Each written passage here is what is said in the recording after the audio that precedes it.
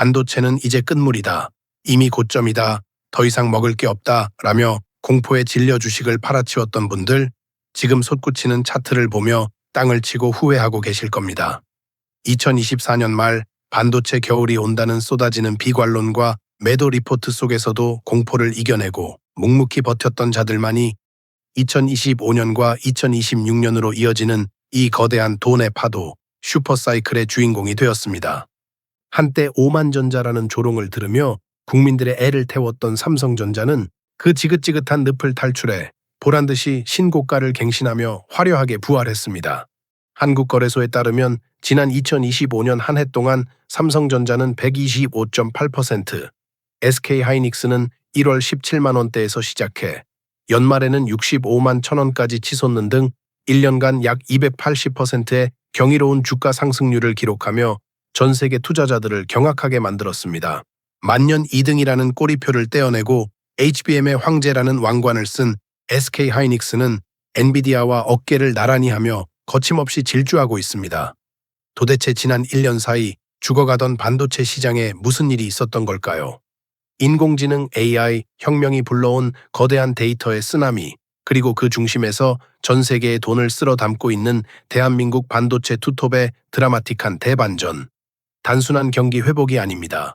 이것은 산업의 판도가 뒤집히는 역사적인 순간입니다.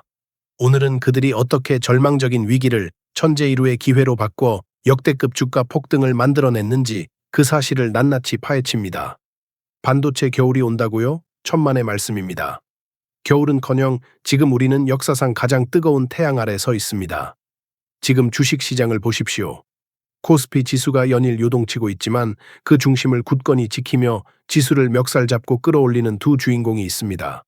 바로 대한민국 경제의 심장, 삼성전자와 SK하이닉스입니다. 불과 2년 전만 해도 분위기는 사뭇 달랐습니다. 기억하시죠? HBM 시장에서 밀렸다. 파운드리 수율이 안 나온다. 중국의 추격이 무섭다. 며 온갖 비관적인 전망이 쏟아졌습니다. 특히 삼성전자를 두고는 잃어버린 10년이 오는 것 아니냐는 섣부른 저주까지 퍼부어졌습니다. 하지만 2026년 1월 오늘 결과는 어떻습니까? 보란듯이 신고가를 경신하고 시가총액은 눈덩이처럼 불어났습니다. 도대체 무엇이 이 거대한 반전을 만들어냈을까요? 단순히 경기가 좋아져서가 아닙니다. 이것은 산업의 패러다임이 송두리째 바뀌는 혁명의 결과입니다. 오늘 저는 여러분과 함께 지난 2025년부터 현재까지 이어진 반도체 폭등의 진짜 이유를 하나하나 뜯어보려 합니다. 첫 번째 키워드는 단연 AGI의 도래와 HBM의 진화입니다. 우리는 2023년, 2024년에 생성형 AI의 맛을 봤습니다. 챗GPT가 글을 쓰고 그림을 그리는 것에 놀라워했죠. 하지만 2025년은 차원이 달랐습니다. 인공지능이 인간처럼 사고하고 행동하는 AGI, 즉 일반 인공지능 시대로의 전환이 본격화되면서 데이터 처리량은 기하급수적으로 폭발했습니다. 이 거대한 두뇌를 돌리기 위해서는 기존의 메모리 반도체로는 어림도 없었습니다. 더 빠르고 더 용량이 큰 메모리가 필요했습니다. 여기서 SK하이닉스가 다시 한번 세상을 놀라게 했습니다. HBM3를 넘어 HBM4 시장을 완벽하게 선점하며 메모리 반도체의 왕으로 등극한 것입니다. SK하이닉스는 단순히 메모리를 만드는 회사가 아닙니다. 엔비디아의 GPU와 한 몸처럼 움직이는 AI 인프라의 핵심 파트너가 되었습니다. 경쟁사들이 수율 문제로 헤맬 때 하이닉스는 압도적인 공정 기술로 불량률을 제로에 가깝게 만들었습니다. 엔비디아 젠슨 황이 SK하이닉스 없이는 우리의 AI 가속기도 없다고 공언할 정도였으니 주가가 천장을 뚫고 올라가는 것은 당연한 수순이었습니다.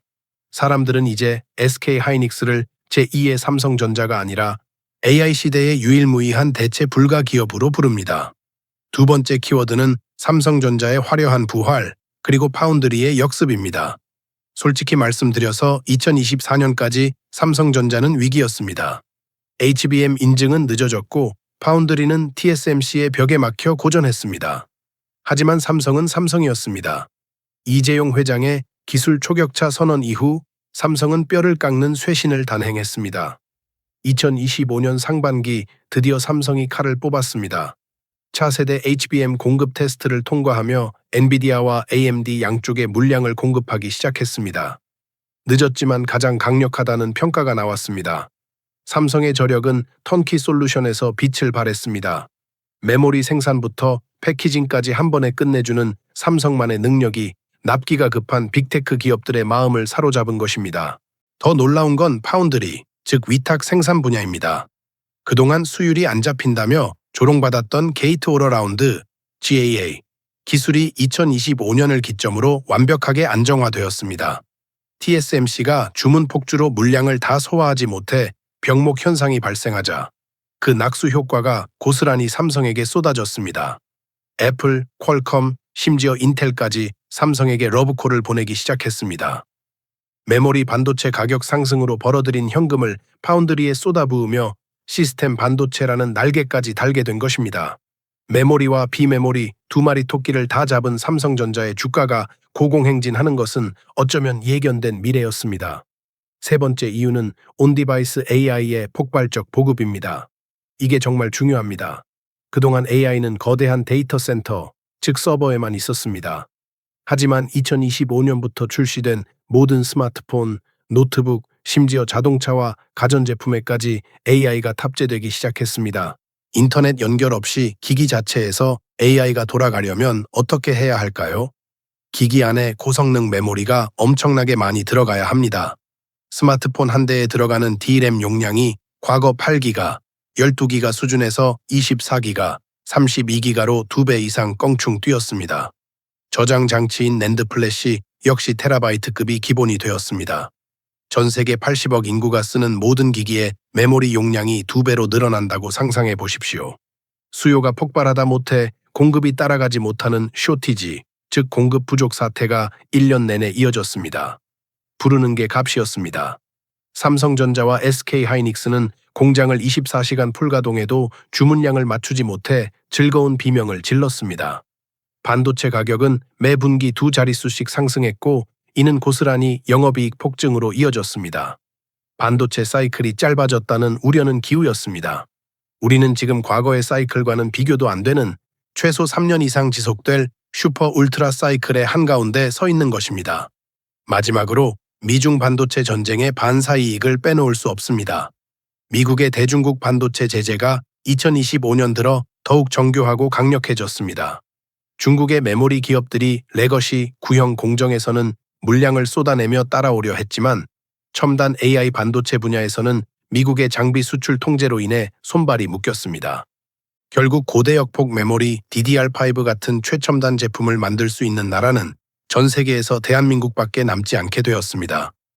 전 세계의 빅테크 기업들이 한국 반도체 기업에 줄을 설 수밖에 없는 구조적 환경이 만들어진 겁니다. 이것은 운이 좋아서가 아닙니다. 지난 수십 년간 우리 기업들이 피땀 흘려 쌓아 올린 기술 장벽이 결정적인 순간에 빛을 발하며 경쟁자들의 추격을 따돌린 것입니다. 여러분, 지금의 주가 상승을 단순한 거품으로 보지 마십시오. 이것은 실체 없는 테마주 열풍이 아닙니다. 숫자로 증명되고 기술로 증명된 실적 장세입니다. 2025년 한 해 동안 삼성전자와 SK하이닉스가 벌어들인 돈은 역대 최고치를 갈아치웠습니다. 그리고 그 돈은 다시 연구 개발에 투자되어 더 높은 기술 장벽을 쌓고 있습니다. 하지만 여기서 안주해서는 안 됩니다. 주식시장은 언제나 미래를 먹고 삽니다. 지금까지의 상승이 AI 인프라 구축과 공급 부족 때문이었다면 앞으로 펼쳐질 이막의 주인공은 또 다른 모습을 하고 있을 것입니다. 과연 이 폭등세는 언제까지 이어질까요? 혹시 지금이 꼭지는 아닐까요? 그리고 삼성과 하이닉스 앞에 놓인 새로운 위협은 없을까요? 이 거대한 반도체 제국이 앞으로 그려나갈 미래의 지도, 그리고 우리 투자자들이 반드시 대비해야 할 2026년 이후의 시나리오. 이제 그 구체적인 전망과 우리가 반드시 주목해야 할 리스크를 하나씩 짚어보겠습니다. 외국인들이 썰물처럼 빠져나가고 증권가 리포트가 매일같이 매도 의견을 쏟아낼 때 계좌가 녹아내리는 것을 지켜보며 피눈물을 흘렸던 오만전자의 주주들을 기억하십니까? 공포에 질려 바닥에서 주식을 던진 사람들과 확신을 가지고 그 공포를 매수 기회로 삼았던 사람들의 운명은 지금 천지 차이로 갈렸습니다. HBM 시장 진입이 한 발 늦었다는 이유로 이류 기업, 덩치만 큰 공룡 취급을 받으며 자존심을 구겼던 삼성, 그리고 만년 2등이라는 꼬리표를 떼기 위해 사활을 걸었던 SK 하이닉스의 저력에 가슴이 뜨거워지셨을 겁니다. 하지만 여러분, 여기서 샴페인을 터뜨리기엔 아직 이릅니다. 주식 시장은 과거의 고생이나 영광에 보상을 주지 않습니다. 철저하게 그리고 냉혹하게 미래의 성장 가능성에만 베팅하는 비정한 곳입니다. 지금의 환호성이 내일의 비명이 되지 않으려면 우리는 감정에 취해 있을 시간이 없습니다. 더 냉철하고 집요하게 다음 스텝을 내다봐야 합니다. 지금의 상승이 단순한 반등인지 아니면 거대한 대세 상승의 초입인지를 구분하는 눈이 필요합니다. 지금 여러분의 머릿속을 맴도는 질문은 딱 하나일 겁니다. 그래서 지금이라도 사야 합니까? 아니면 이제 고점입니까? 그에 대한 해답은 지금부터 얘기 드리는 내용을 듣고 한번 판단해 보십시오. 감히 단언컨대 HBM이 반도체 부활을 알리는 1막이었다면 이제 막 2막의 커튼이 올라가고 있습니다. 지금부터 삼성전자와 SK하이닉스가 준비하고 있는 진짜 무기, 그리고 그들 앞에 놓인 살벌한 지뢰밭에 대해 현미경을 대듯 낱낱이 분석해 드리겠습니다. 첫 번째 시나리오, HBM을 넘어 CXL Compute Express Link의 시대로. 이 용어를 반드시 기필코 기억하셔야 합니다. CXL, 앞으로 3년 여러분의 계좌 앞자리를 바꿀 반도체 주가의 핵심 키워드이자 차세대 게임 체인저입니다. 지금까지 시장을 주도한 HBM은 데이터가 다니는 고속도로를 아주 넓게 뚫어주는 기술이었습니다. 속도의 혁명이었습니다. 그런데 치명적인 문제가 있습니다. 도로만 넓으면 뭐 합니까? 차를 세울 주차장, 즉 용량이 부족하면 데이터 병목 현상은 해결되지 않습니다. 인공지능이 더 똑똑해질수록 학습해야 할 데이터 양은 기하급수적으로 늘어납니다. 챗 GPT가 텍스트를 넘어 영상까지 실시간으로 처리하려면 지금보다 수백 배 더 많은 메모리 공간이 필요합니다. 하지만 기존의 D램을 메인보드에 아무리 꽂아도 물리적인 공간의 한계가 명확합니다. 서버를 통째로 늘리자니 땅값, 전기세, 건축비 등 비용이 천문학적으로 듭니다. 이때 등장하는 구세주가 바로 CXL입니다. 아주 쉽게 설명하면 컴퓨터 본체를 뜯지 않고도 외장 하드를 꽂아서 용량을 늘리는 것과 같습니다. 더 나아가 여러 서버가 메모리를 공유해서 쓸 수 있게 만들어줍니다. 서버 구조를 갈아엎지 않고도 CXL 모듈만 꽂으면 메모리 용량을 이론상 무한대로 아주 손쉽게 확장해주는 마법 같은 기술입니다. 이는 데이터 센터 운영 비용을 획기적으로 줄여주는 혁신입니다. 여기서 삼성전자의 진짜 승부수가 나옵니다. HBM에서는 SK하이닉스에게 한 방 먹었지만 CXL 분야에서는 삼성이 칼을 갈고 닦았습니다. 삼성전자는 이미 업계 최초로 CXL 2.0을 지원하는 256GB 모듈을 양산하기 시작했고 글로벌 표준을 주도하고 있습니다.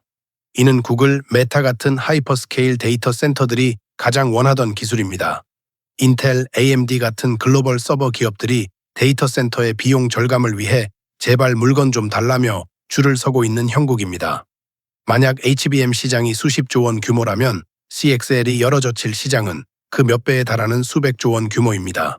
삼성전자가 이 시장을 장악하는 순간 지금의 주가는 아주 저렴했던 과거로 기억될 것입니다.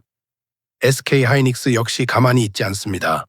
HBM에서의 독보적인 패키징 기술을 바탕으로 CXL 시장에서도 초격차를 유지하겠다는 전략입니다.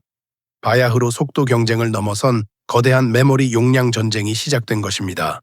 두 번째 시나리오, 반도체의 영토 확장, 로봇과 자율주행. 지금까지 반도체의 주 고객은 스마트폰과 PC, 그리고 서버였습니다.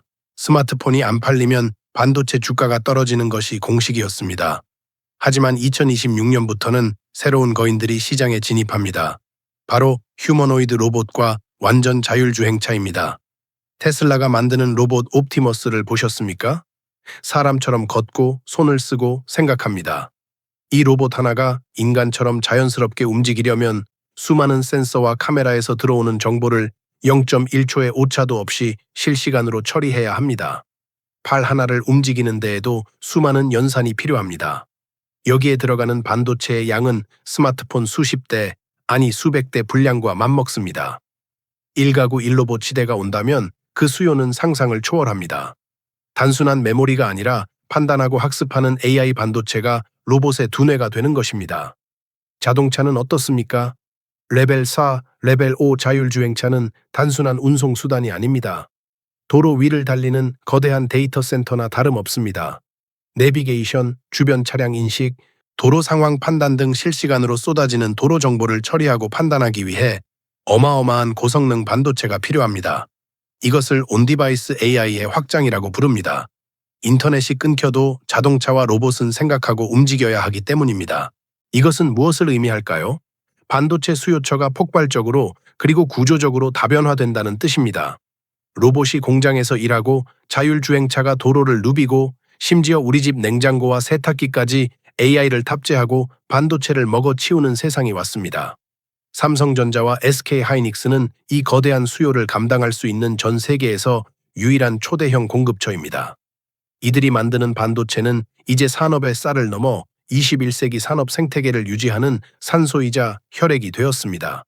하지만 장밋빛 미래만 있는 것은 아닙니다.